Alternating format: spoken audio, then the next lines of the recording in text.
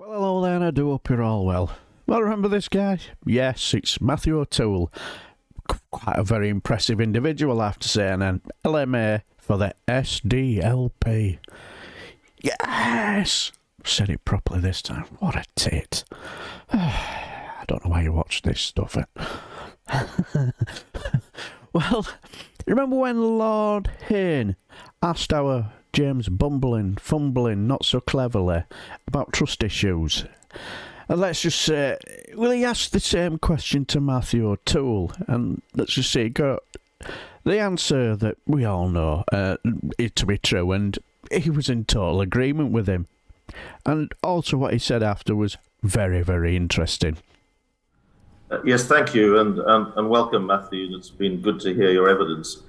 Do you think the EU's proposals you just mentioned go far enough in smoothing out the operation of the protocol and getting rid of some of the irritating and for particular businesses and pharmaceuticals difficult and agriculturalists difficult problems?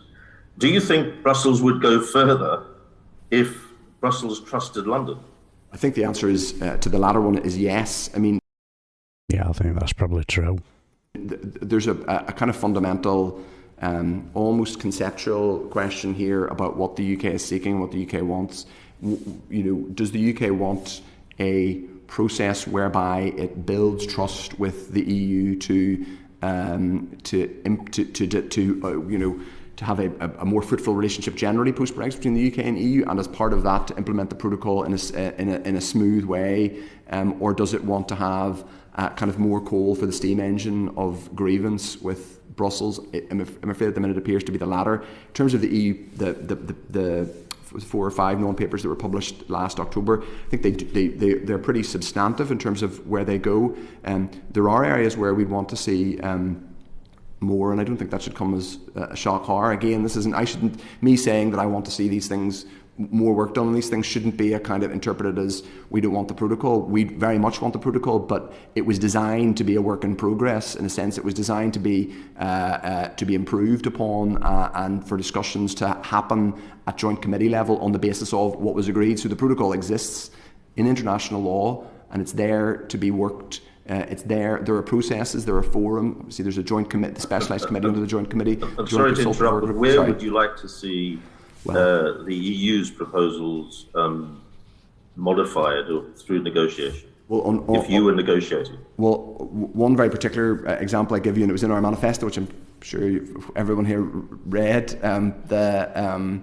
is around democratic structures and visibility for Northern Ireland stakeholders in Brussels. We, for example, would like to see observer status for Northern Ireland politicians, specifically MLAs, whenever relevant legislation is being debated in the European Parliament. We'd like to see representation in the Committee of the Nations and Regions. I think that would enhance Northern Ireland's visibility in Brussels. I think it would be a way of ensuring that people in Northern Ireland could see that their voice was being heard. I don't think that would jeopardise Northern Ireland's constitutional position in the UK unless and until that was to change. But it would allow people to see that their voice was being heard and that their representatives were being heard. So that's one area.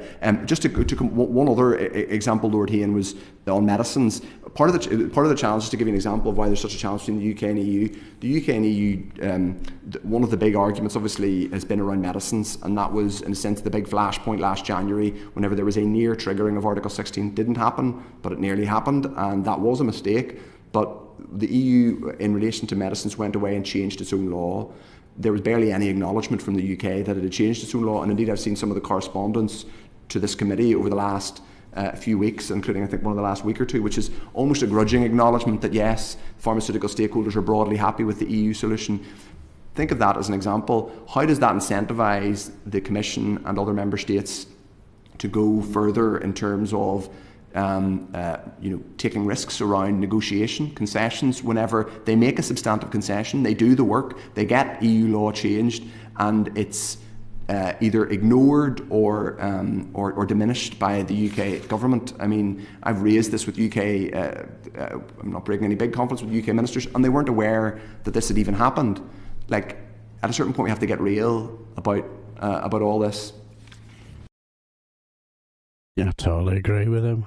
And that is really, really interesting. Really, really. And he's spot on.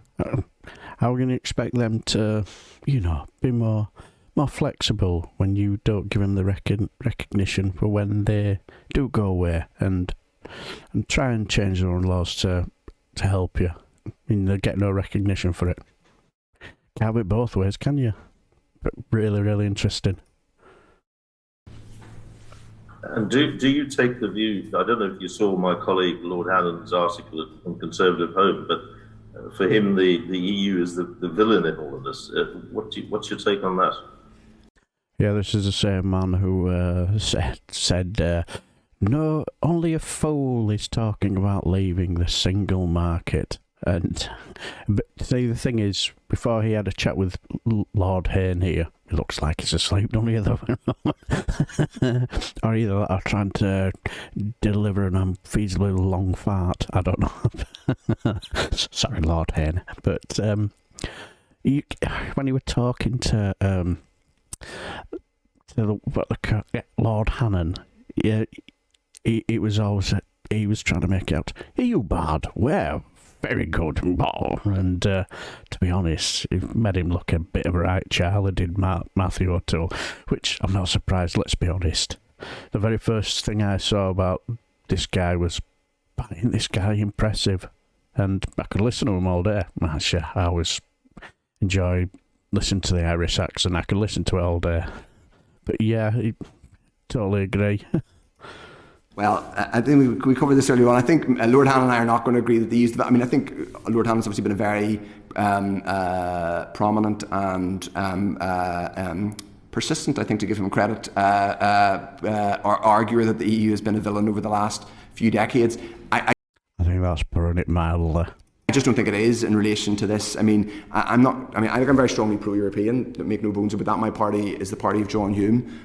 We are, pro-Europeanism is core to who we are, and it's how we see, how we view the settlement in Northern Ireland, on the island of Ireland, between the islands of Britain and Ireland, is totally bound up in European integration. We think it's a huge progress for our island and for these islands. We think that we are an example, that frankly relations between Britain and Ireland were an example of the achievement of European integration. And this was a point that John Hume made repeatedly in speeches, famously his single transferable speech, that the EU is one of the most successful peace-building peace projects in history. I know there are people in this committee who don't agree with that. My party and lots of people in Northern Ireland are very, very sincere about it.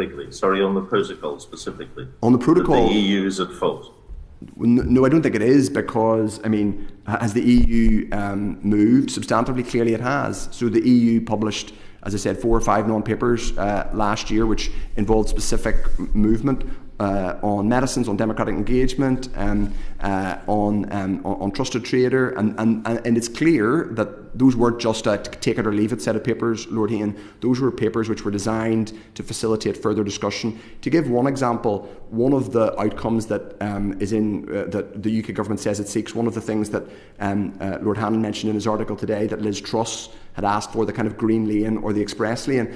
My understanding is the EU hasn't ruled out that being an endpoint. The EU is happy to engage on that as an endpoint, but the question is, are you serious about engaging in the kinds of discussions and practicalities and modalities of that? That would involve live data sharing, for example, and that's something the UK government hasn't done as yet. So the EU isn't saying, no, it's our way or it's our way or the highway. We publish these non-papers, you have to live up to it. They've said these are broad outlines of where we want to go. Let's sit and discuss how we deliver them. The UK has then, well, first of all, ahead of those non-papers being published, David Frost, who's obviously Lord Frost, I should say, who's no longer in post, kind of poo-pooed them in advance, said he didn't think they'd go far enough, kind of pre-briefed that they wouldn't go far enough.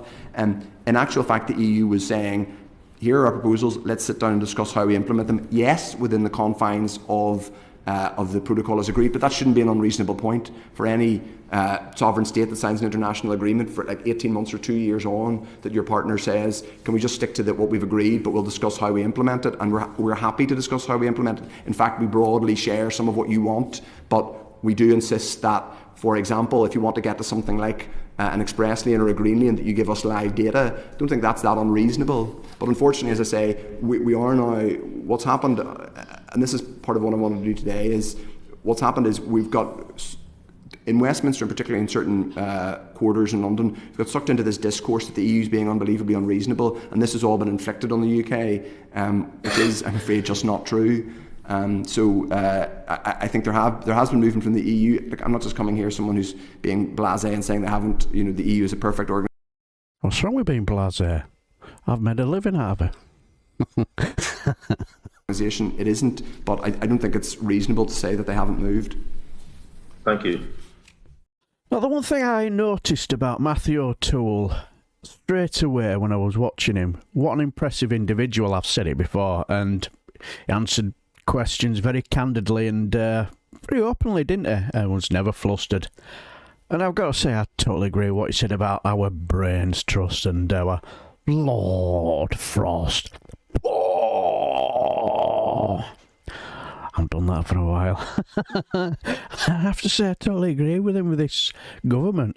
They need to get real. And it's the same with Lord Frost. I'm not doing that again, and the brain trust. They need to get real in how they're handling this situation, because they're not helping, are they? But man, well, you've got a clown in charge. What do you expect anyway? But anyway, I do hope you found this video very therapeutic. I know I did. So until the next time, I shall bid you farewell and take care.